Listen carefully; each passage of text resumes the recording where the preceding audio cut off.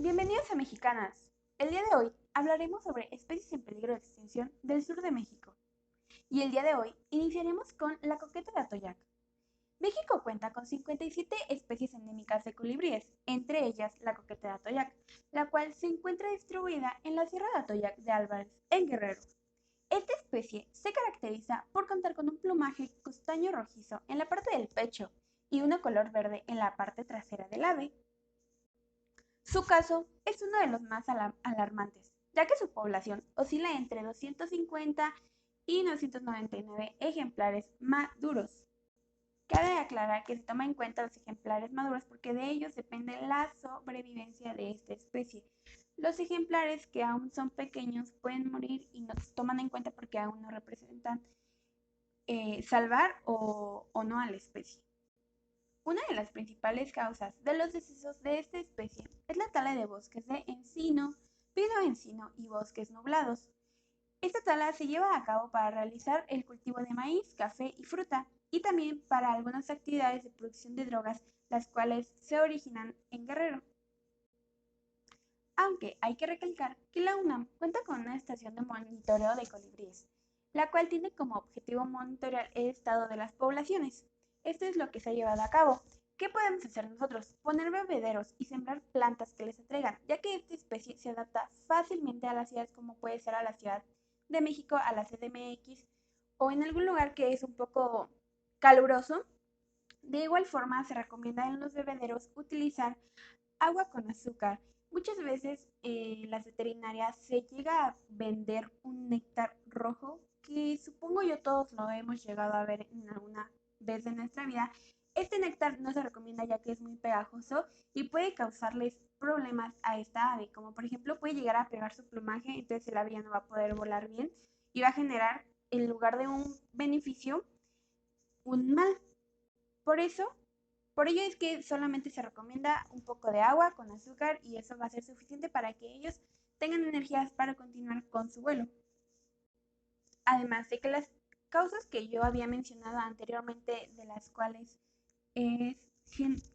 generan extinción no son las únicas. También se tiene la creencia en el país de utilizar colibríes para amarres, lo cual también genera un gran daño a la especie y es una grande amenaza. ¿Cómo vamos a utilizar una especie viva para un amarre? O sea, no concuerda y aparte se usan ejemplares maduros, los cuales son indispensables para el crecimiento de la población. Ahora, pasaremos a la musaraña de las tuxas. La musaraña de las tuxas es un mamífero placentario. ¿Qué quiere decir esto? Quiere decir que al igual que nosotros nace y crece en la panza de la madre, tiene una placenta y gracias a ello se alimenta. En muchas ocasiones la musaraña es confundida con un ratón. La diferencia aquí es que las musarañas cuentan con una cabeza estrecha, alargada, orejas redondas y pequeñas y un hocico de igual forma alargado, algo que los ratones no cuentan. Los ratones tienen como un hocico muy pequeño y lo tienen como un poco más pegado a la cara, no está tan alargado como en el caso de las musarañas. Esta es una especie muy poco conocida. Es un poco similar a los topos, nada más que de un tamaño un poco más pequeño y de igual forma cuenta con una visión muy pobre.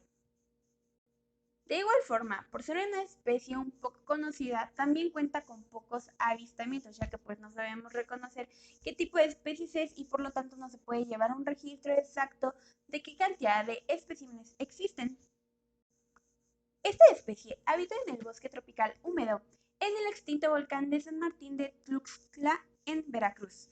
Esta especie está acostumbrada a estar en lugares que están rodeados, o alrededor más bien dicho, de volcanes extintos, ya que tienden a ser un poco más cálidos. Comúnmente los podemos encontrar debajo de las hojas, en la tierra. Esta especie tiene una actividad tanto de día como tanto de noche, a pesar de tener una visión un poco baja, eso no afecta. Su hábitat se encuentra cambiando o desapareciendo debido al uso de suelo en la biosfera de los Tuxtla, el cual se llega a utilizar para la tala, pastoreo de ganado, incendios intrusivos y cultivos. Al igual que con la especie pasada, están destruyendo sus hábitats naturales para producir alimentos para nuestro consumo. Y aquí podemos apreciar un poco sobre cómo somos tan egoístas que estamos quitándole su espacio, el único lugar en donde estas especies pueden vivir, porque son especies que están acostumbradas a cierto clima, a cierto tiempo, con ciertos elementos a su alrededor, únicamente para nuestro consumo, cuando podemos utilizar otros lugares, otros espacios, otros tipos de tierra para cultivar nuestro alimento. Al igual que con los incendios inducidos, estos muchas veces se dan porque cierta persona quiere adquirir un lugar y, por ejemplo, un lugar en el que es una zona protegida por ejemplo, en este caso, la biosfera de Tuxtla. Entonces quiere comprar este lugar, pero pues como es una zona protegida, hay muchas especies, pues no se va a poder comprar, no lo va a poder vender. O sea, representa algo muy importante. Entonces se generan los incendios indusivos. Los incendios indusivos se generan para que cambie el tipo de suelo, para que no se pueda utilizar para el fin inicial. Entonces, como se puede decir que este tipo de suelo ya no les va a servir para su función principal, tienden a venderlos. Como a ellos ya no les van a servir, pues los venden y para eso se generan los incendios inducidos. Ahora, pasaremos al mapache enano de Cozumel.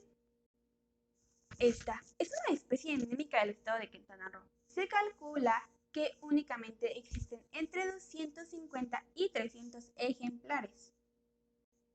A diferencia de otros mapaches, el mapache enano de Cozumel se caracteriza por presentar un tamaño de cuerpo, cráneo y orejas más pequeño al habitual. Por ello también se le denomina mapache enano de Cozumel. La esperanza de vida de esta especie es de 12 años. En cautiverio llega a ser hasta 22 años. Pero actualmente, por la amenaza de su hábitat, solamente oscila su esperanza de vida entre los 3 años aproximadamente.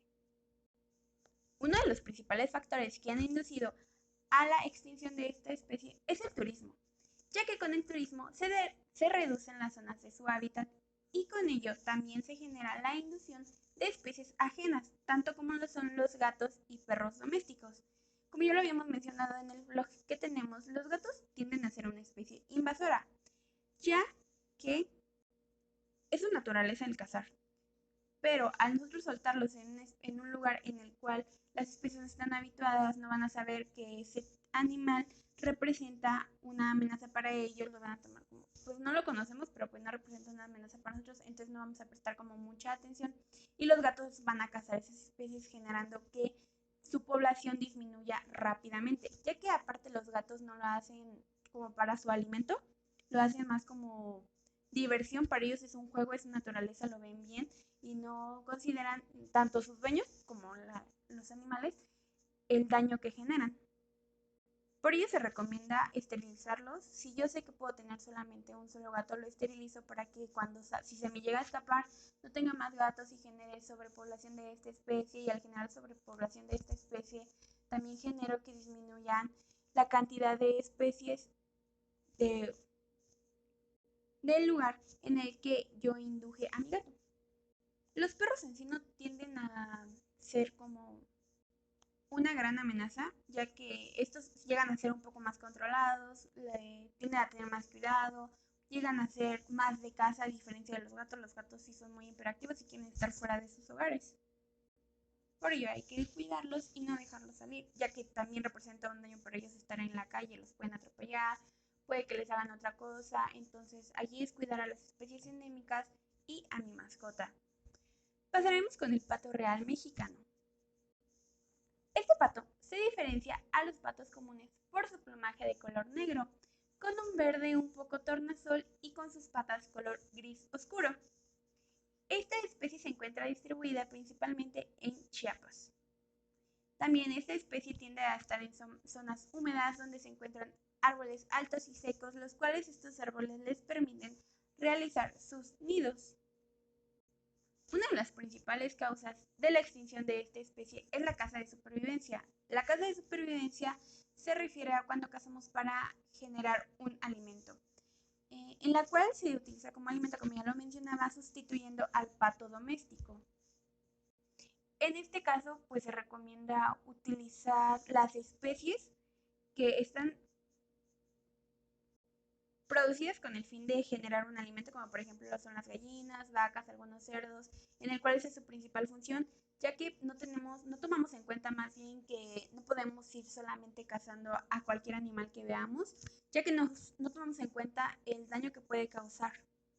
Como por ejemplo, si yo voy y cazo un pato y por ejemplo yo veo que hay 5 patos y cazo a uno y ese pato era el único pato macho de ese grupo de patos, pues ¿qué van a hacer? Las hembras ya no van a tener con qué reproducirse, ya no se van a reproducir, ya no va a haber patos chiquitos y voy a contribuir a que esta especie extinga.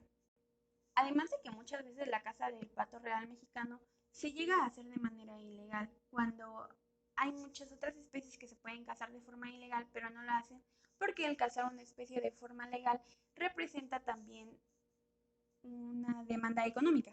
No te van a dejar cazar a una especie solamente así, tú vas a tener que pagar los daños, además de que en estos lugares te especifican qué tipo de especies o de ejemplares más bien puedes cazar, ya que ellos cuentan con un listado y con datos en los cuales especifica qué especie es la que ya no representa un daño si llega a morir, como por ejemplo que son especies ya muy grandes, que ya pasaron por su edad reproductiva, lo cual pues en algún momento se van a morir y si alguien los llega a cazar no va a generar un daño y además va a generar economía en el lugar en el que fue cazado.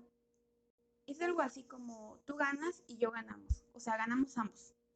Y esto no pasa cuando nosotros contribuimos a la caza ilegal.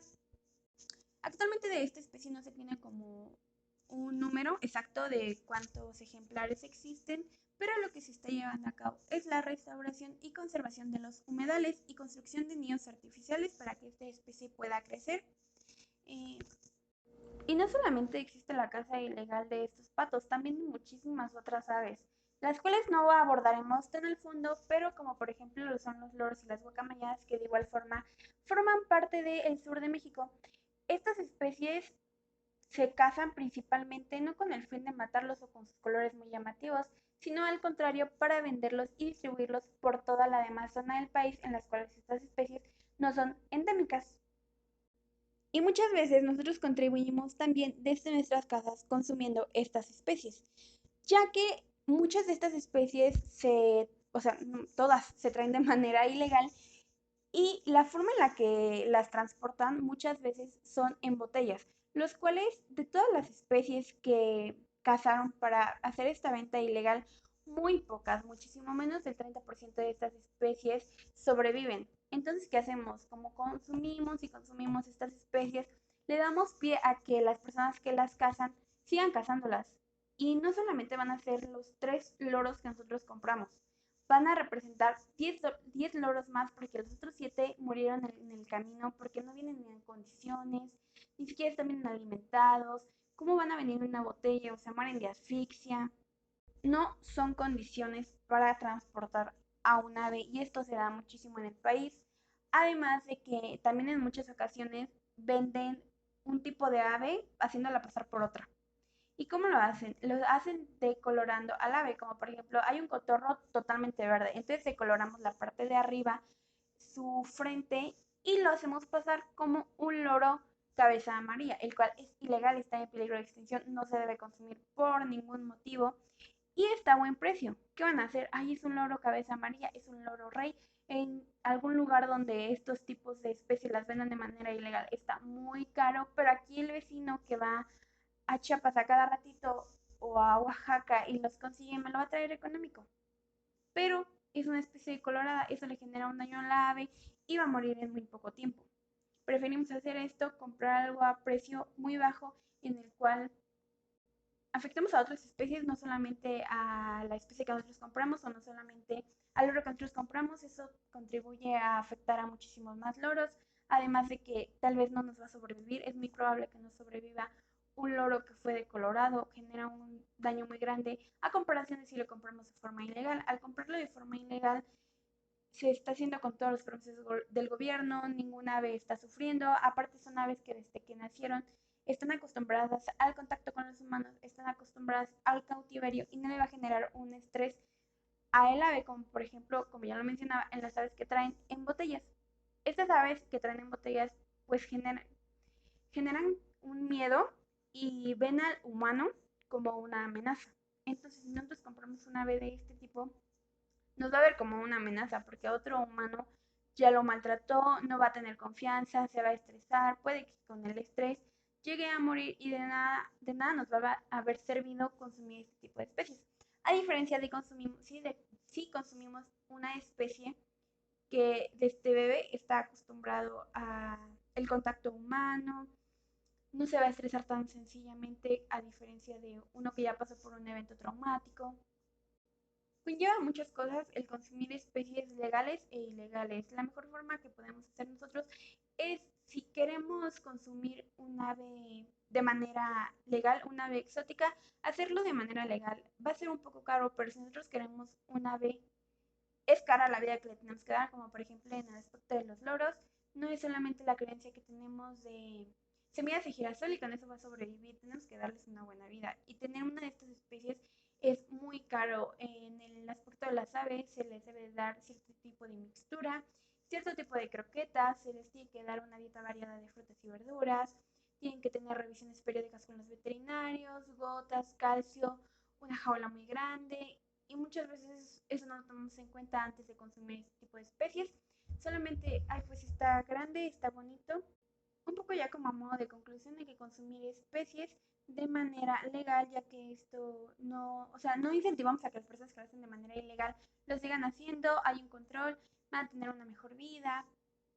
Y también hacerles una invitación a tener nuestros propios huertos para también evitar que se sigan quitando tierras en donde hay especies muy importantes para cosechar alimentos para nuestro consumo. No hay que ser tan egoístas. En nuestras propias casas podemos generar nuestros huertos, vamos a ser más amigables con el ambiente, más amigables con las especies, que además nos va a ahorrar mucho dinero, ya que pues muchas veces consumir en otros lugares pues llega a ser un poco más caro. Y bueno, eso sería todo por el podcast de hoy. Muchas gracias por escucharnos y nos vemos en la próxima.